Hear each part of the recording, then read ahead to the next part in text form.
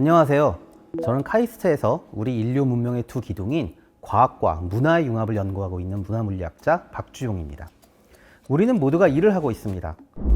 집, 직장, 회사, 그리고 책상 앞이든 길 위에서든 우리는 항상 무언가를 이루려고 일을 합니다. 그런데 이 일이라는 것의 형태는 누가 결정하는 걸까요?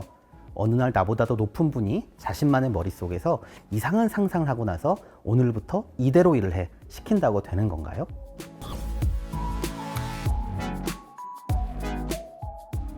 지금 우리의 일의 특징은 무엇일까요? 크게 두 가지를 댈 수 있는데요. 첫째, 한두 나절이면 지구 어디로든 가게 해주는 물리적 이동 능력입니다. 그리고 둘째, 실시간으로 누구와도 속도 제한 없이 정보를 주고받으며 소통하게 하는 통신 능력입니다. 이런 것들에 힘입어서 우리는 정말 글로벌하게 일을 하고 있습니다. 문화적이고 경제적인 장벽을 낮춤으로써 우리의 일은 다양해지고 그 영향력은 끝없이 커져왔습니다. 우리의 일의 한계는 과연 어디일까요? 최근에는 인공지능, AI라는 것이 각광을 받기 시작하면서 우리의 일은 또 어떻게 바뀔 것인가 묻지 않을 수 없어졌습니다. 그런데 좀 특이한 점, 앞에 것들처럼 일을 더 다양하게 하는 게 아니라 사람과 똑같은 능력을 지닌 AI 때문에 사람의 일이 더 단순해질 수도 있다. 더 나아가서 사람의 일이 사라질 수도 있다는 식의 의견까지 나오고 있습니다. 최악의 경우에는 AI를 지배자로 모시고 노예처럼 살아야 할 수도 있고, 최선의 경우에는 일은 AI가 다 하고 우리는 그 생산의 결과물을 받아먹기만 해도 될 거라는 말을 합니다. 도대체 어떤 게 우리의 일의 미래일까요? 사실 미래라는 것은 말 그대로 어느 누구도 살아본 적이 없는 시간이죠. 저 같은 물리학자들이 시간 여행이 가능함에도 불구하고 우리만 알고 있으려고 다른 사람들에게 안 된다고 이야기하는 게 아닙니다. 양자역학의 아버지인 닐스 보는 이런 말을 했습니다.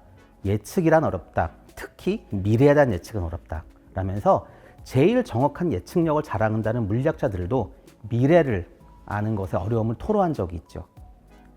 그래서 저 같은 물리학자도 미래를 예측하는 신통한 방법을 아는 것은 아닙니다. 그것은 역사학자이든 경영학자이든 같은 원리에 기반했습니다. 즉, 과거로부터 우리가 현재까지 오게 된 길을 잘 아는 것입니다. 우리의 현재는 과거의 인류에겐 미래였으니까요.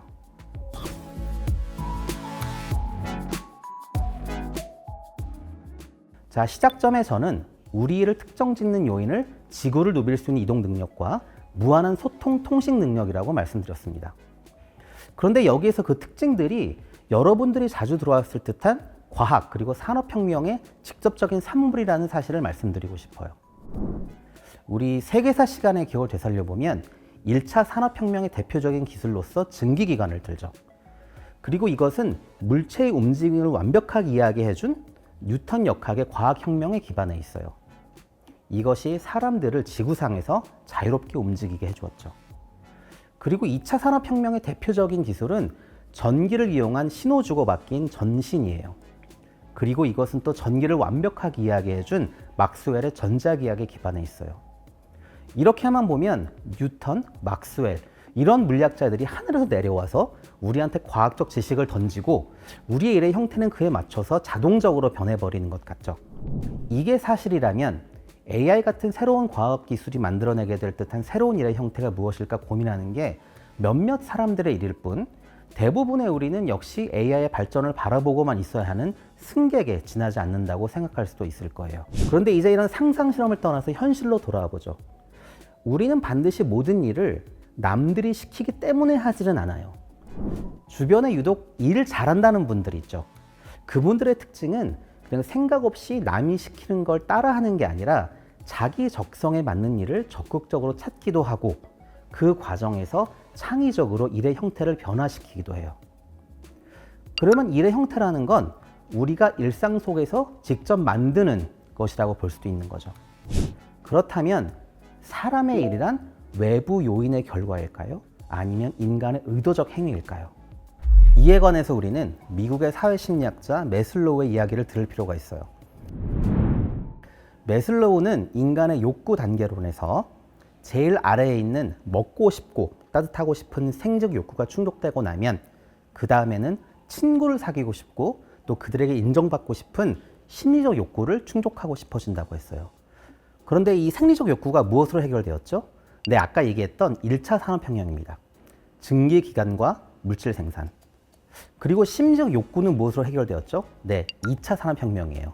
전신과 인터넷. 여기에서 알 수 있는 것은 무엇일까요?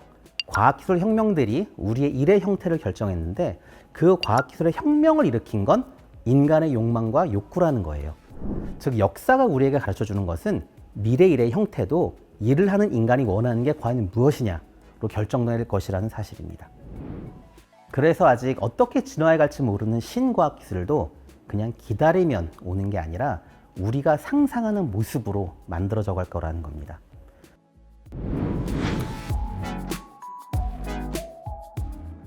앞서 말씀드린 1, 2차 산업혁명 이후에도 트랜지스터와 전자회로로 대변되는 3차 산업혁명, 컴퓨터와 AI로 대변되는 4차 산업혁명 등 계속되는 기술의 파도로 우리의 일은 계속 큰 충격을 받고 있지만 그 하나하나의 새로운 기술은 각각의 자리에서 어떻게 하면 더 좋은 일을 할 수 있을까 고민하는 사람들의 질문과 노력으로 만들어진 것입니다.